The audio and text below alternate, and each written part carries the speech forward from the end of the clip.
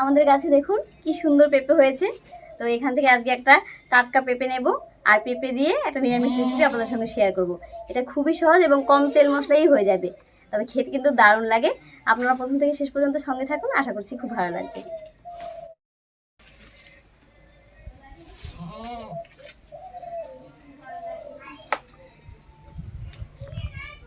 কি সুন্দর সবুজ পেঁপেটা নিয়ে নিলাম। এবারে গিয়ে ঝটপট করে রান্নাটা বসিয়ে দেব। পেঁপেটা কেটে নিচ্ছি।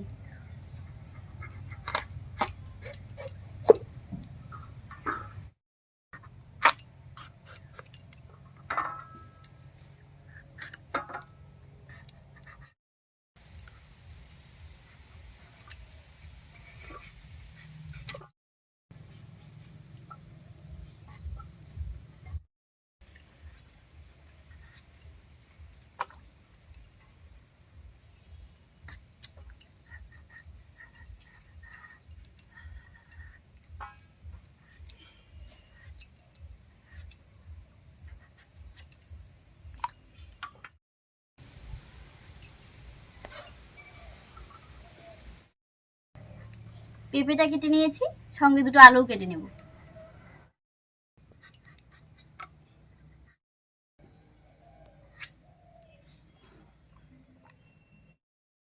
কয়েকদিন যে মাছ মাংস খাওয়া হয়েছে না, ওই জন্য আজকে পেঁপের তরকারি খাবো। ও আচ্ছা, তাই। পেঁপে আলু কেটে ধুয়ে পরিষ্কার করে নিয়েছি, এবার উনুনটা জ্বালিয়ে নেব।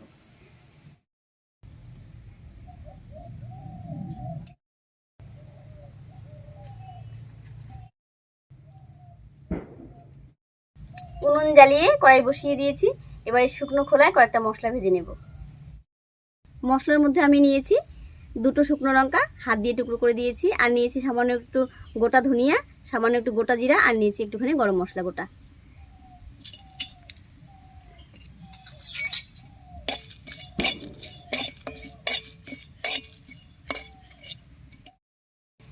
মশলাটা ভাজা হয়ে গেছে, একবার শিলনোড়ায় নামিয়ে নেব।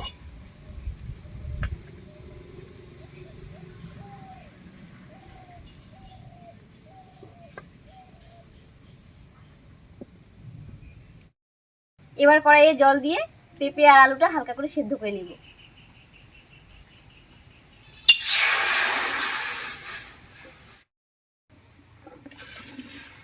এর উপরে দিয়ে দেবো একটুখানি লবণ।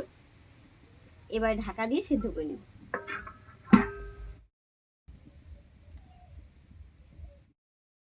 পেঁপে আলুটা সেদ্ধ হতে থাক, আর এই ফাঁকে আমি ভেজে রাখা মশলাগুলো গুঁড়ো করে নিচ্ছি।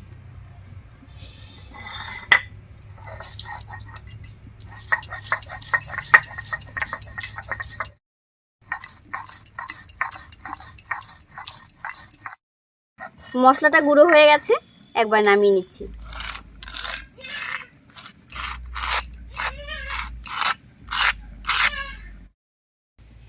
বেশ কিছুক্ষণ ঢাকা দিয়ে পেঁপে আর আলুটা সেদ্ধ করে নিয়েছি, এবার ঢাকা খুলে নামিয়ে নিচ্ছি।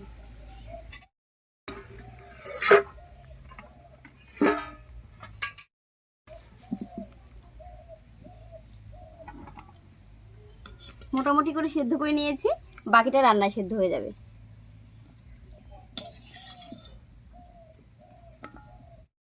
এবার ফোড়নের জন্য কড়াইতে দেব সরষের তেল।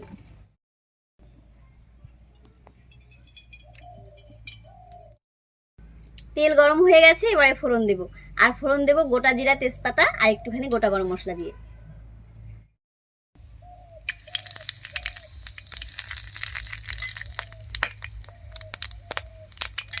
ফোড়নটা একটু ভাজা হয়ে গেছে, এবারে নামিয়ে রাখা পেঁপে আর আলুটা দেব।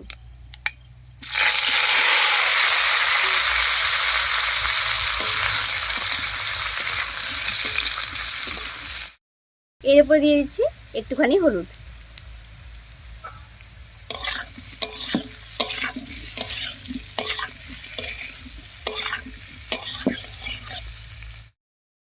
পেঁপে আর আলুটা বেশ একটু ভাজা ভাজা মতো হয়ে গেছে, এবারে এর উপরে দেবো আদা, কাঁচা লঙ্কা আর টমেটো বাটা।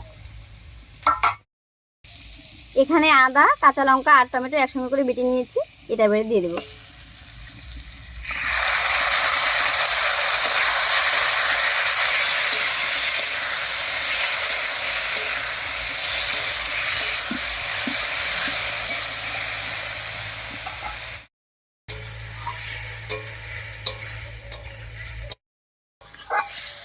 মশলাগুলো দিয়ে একটু নাড়িয়ে নিয়েছি। এবার একটুখানি মশলা বাটা জল দিয়ে খুব ভালো করে কষিয়ে নেব।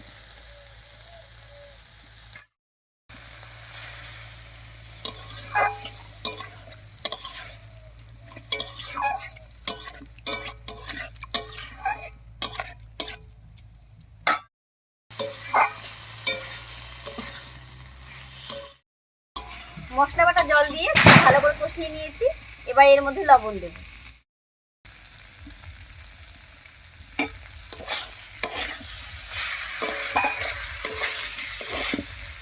লবণটা দিয়ে মিশিয়ে নিলাম। এবার এর মধ্যে জল দেব।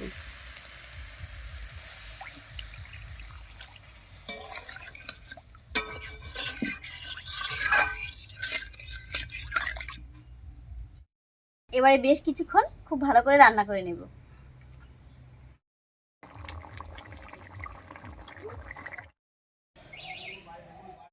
রান্নাটা প্রায় হয়েই গেছে। এবার এর মধ্যে দেব ভেজে গুঁড়ো করা মশলাটা আর 1 চামচ মতো চিনি।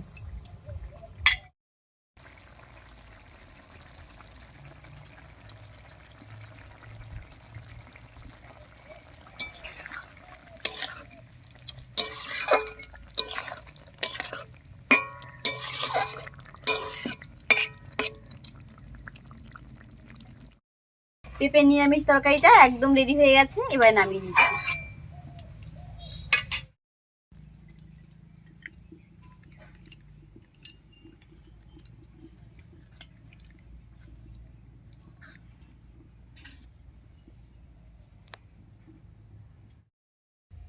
ভাত, রুটি, পরোটা দিয়ে খাওয়ার মতন একটা নিরামিষ পেঁপের তরকারি আজকে আপনাদের সঙ্গে শেয়ার করলাম।